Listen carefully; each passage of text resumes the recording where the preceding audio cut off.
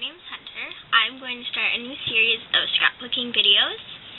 Some things you should know about me: I'm 13, I'm very creative, I love art, I love to draw, I love scrapbooking. I started scrapbooking about 6 years ago, but I only really got into it probably 2 years ago maybe. I'm 13, and so usually a whole lot of 13-year-olds aren't big into scrapbooking, so it's my crazy wild hobby. I am starting high school next year, grade 9, yay. And I have a little brother. I scrapbook about him the most, and today on my video, I'm going to be making this pretty love album. Well, designing it and making it really fun, funky. So let's get started. Alright, so the first thing you need to do is when you get your album, it looks just like this. Now, it says love. You can't really tell a whole lot because the chipboard pieces are all the exact same colors. So when you get it, see the L, the O, the V, and the E. It also comes with this piece. Now you can tell it's a little bit of a different color chipboard. It's not quite as sturdy, but it's still chipboard. I don't use it in my album, but I keep it because there's always a way you can use extra chipboard. And so let's start with, we're going to cover the L first. And I'm not sure where I got this album. I know I'm supposed to know for putting it on a video, but I'm not sure. I got rid of the packaging as soon as I got it. Look at it. So pretty. And to cover it, I'm going to be using Die Cuts with a View, the Spring Stack. So to cover the L, I'm going to be using this paper. Very fun. I love it. Very bright colored. So first of all, the way I like to cover it is I flip the paper over, I figure out where I want it, and I'm just going to use the corner for this. And I line it up. I know you can use adhesive and adhere it on, but I don't think I'll do that right now. Here's my X-Acto knife. It's my dad's. I just stole it from him. It's nothing fancy, but, you know, it works for me. So I'm going to go ahead and cut the L right out.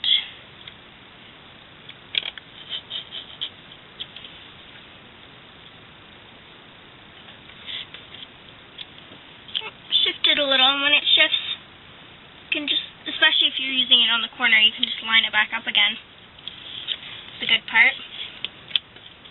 Oh my goodness, I guess I probably should have adhered this. But that's okay. Now for the next letter.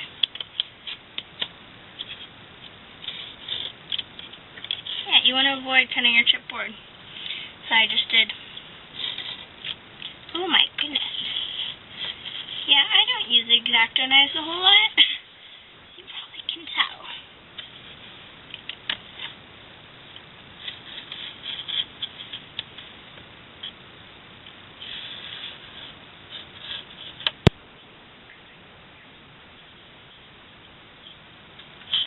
You can go ahead, cut out paper for the entire letter. You can get this album in a lot of different colors, or not colors, in a lot of different words. There's like things like family, friends, vacation, things like that. I chose love because it was just so pretty. So now you can see I have my L cut out. So when it lines up pretty nice. So what I'm going to do is I'm going to use my glue stick to cover it. I love my glue stick. I love tape guns and little tape runners. But mine has run out a while ago actually, and I just didn't get around to getting another one. So I'm going to put my glue stick. This is really good Scotch craft stick. I love it. The only thing is, my photo printer prints out pictures. You probably can't tell, but it's like a rough finish, and it does not allow me to use this glue stick. It doesn't hold those pictures at all. So get it, lots of glue, make sure you get the edges and everything, and then just line it up nice. Make sure it's lined up really nice. And if there's any over the edges, that's okay, because I'll show you what to do with that after. So I'm going to let this sit for a minute or two, and I will start covering the front of my O.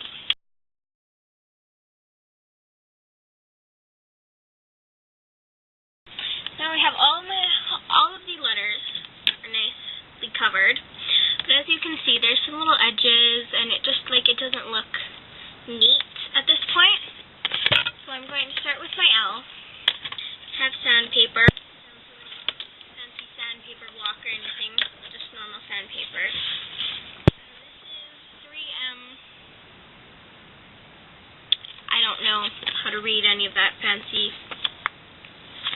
sandpaper writing, but that's the kind of sandpaper I'm using. In case you wanted to know, wanted to go buy some. I stole it from my dad, so it works. So you're going to kind of like rough off the edges. Make sure they stay down. So as you can see, just sanding the edges.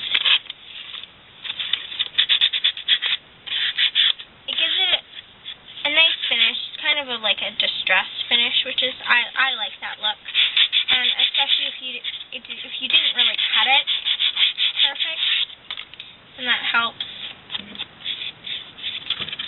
So we'll finish sanding. I'll just show you how I sand this letter, and I can sand the rest of them without it being on video, so it's not a super duper long video.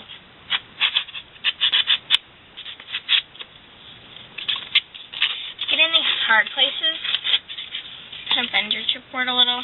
I don't know if it's good for the chipboard. It doesn't look too bad.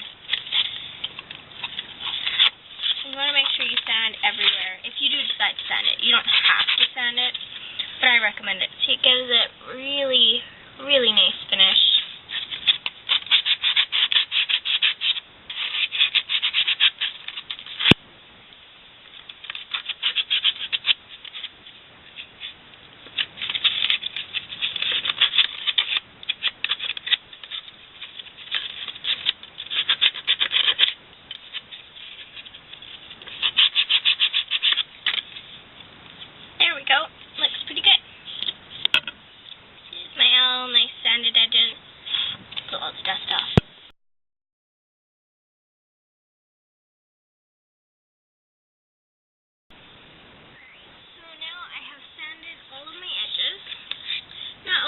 Crazy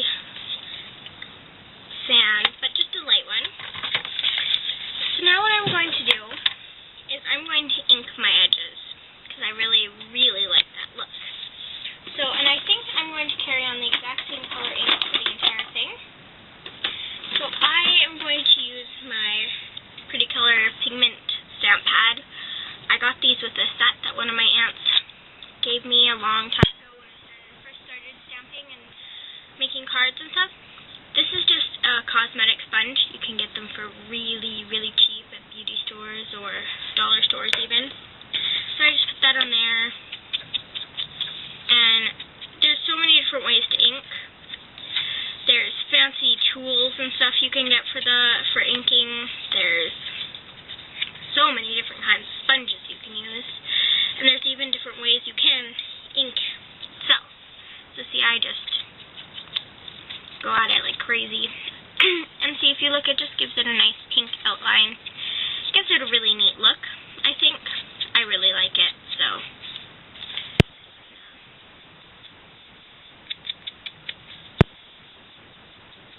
And now I'm going to go ahead and I'm going to ink all my other ones. You can do that too.